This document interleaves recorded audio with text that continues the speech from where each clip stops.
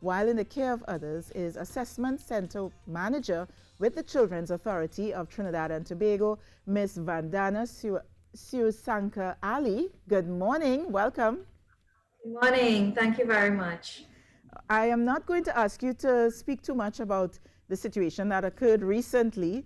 Um, I think people are familiar with the case. What we want to talk about really is what should parents and guardians be looking at when choosing a caretaker for their children. Okay, sure. And good morning to Trinidad and Tobago. I'm so happy to have this forum to be able to discuss this very important issue. It's a really sad reality out there in terms of what our children are facing. And so, knowledge is power. So it's all about giving the knowledge so that everyone knows what they can do to be able to responsibly care for their child or children. Mm-hmm. So, I like to use an analogy to begin. When we're going to buy a car or, you're searching for a house, you're going to build a house, we do our research. We make sure we know all the good things about this model of this car, all the challenges with this car. If you're going to hire a contractor, you make sure and find out from other people, how that contractor works. You go and see other models of houses that they've built. You've talked to other customers who work with this contractor so that you know you're getting a good job. Yeah. It's the same kind of principle when it comes to looking, trusting others to care for your child. Mm-hmm. You also have to do your research.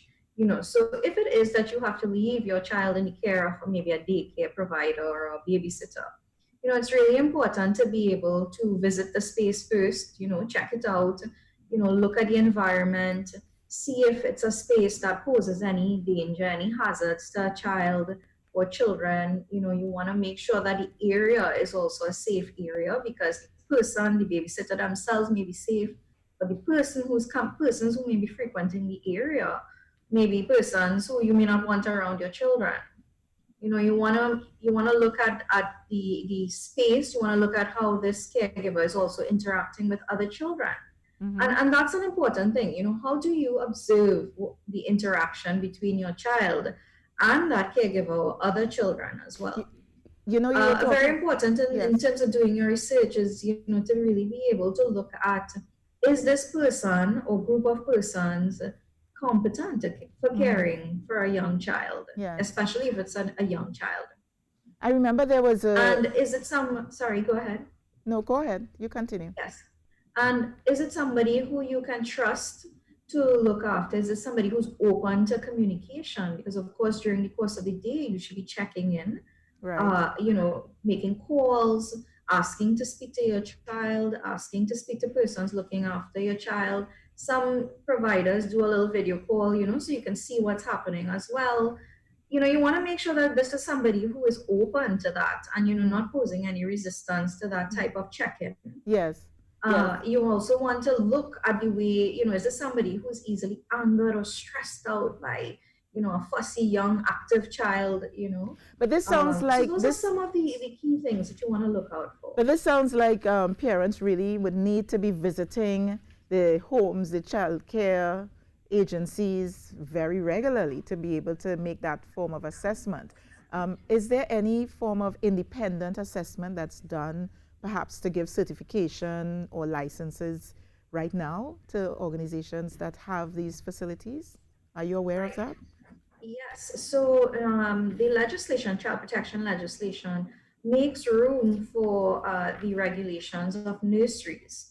Now, that is an ongoing project that the authority is currently involved in terms of doing a gap analysis of sorts to be able to get a feel in the landscape as to which nurseries are out there, because there are many nurseries, and what are the standards of care that these should meet, so that eventually we can get to a place where we can regulate these nurseries and set certain standards that they must meet in order to have children in their care. Yes. And, I remember years ago, there was a school, I think it was the UE preschool, that had these one-way mirrors. So, in terms of you speaking about going in and observe what's going on with your children at that time, you were able to go in and, you can observe from the outside without persons knowing that you're there, the teachers and so on knowing that you're there. Is that some sort of facility that you would recommend that we implement in schools? Because I'm thinking, it's such a hard task to be able to ascertain um, fairly how people would take care of your children in your absence if you are right there in front of them.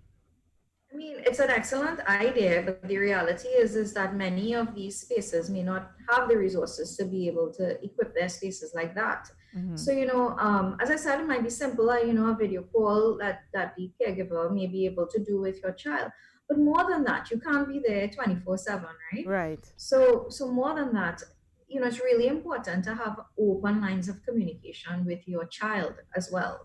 Mm-hmm. And that's something that we at the authority speak a lot about in terms of building a relationship with your child, so that you have open lines of communication, so that when that child comes home, you have conversations. How Yeah. was your day? What did you do? Who did you talk with? Who did you play with? Mm-hmm. What did auntie do or uncle do today?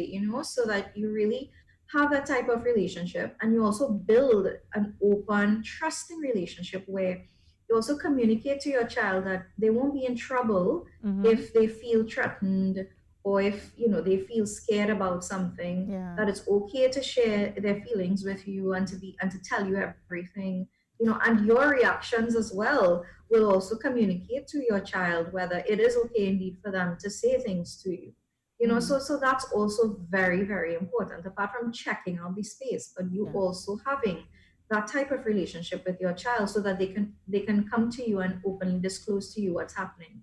Right. And you're speaking there about children who can speak, but are there signs that parents can be looking for, indicators that children are either being abused or they're uncomfortable in their scenario when they can't communicate as yet? So the very young ones, the babies, are there the toddlers? What signs can parents be looking at?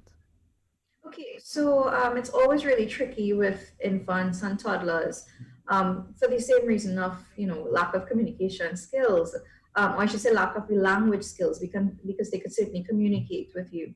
But you want to look for the physical signs. Of course, when you're changing your baby, or bathing your baby, you really want to look for any bruises, marks, anything that wasn't there before. Mm-hmm. If you're bathing your baby and you find that they're particularly fussy when you touch a particular area, and that's very different from their usual behavior, Yes. those may be some telltale signs to look into something. It doesn't necessarily mean that your child is being abused, but you definitely have to be vigilant about any changes in your baby's Yeah. physical demeanor.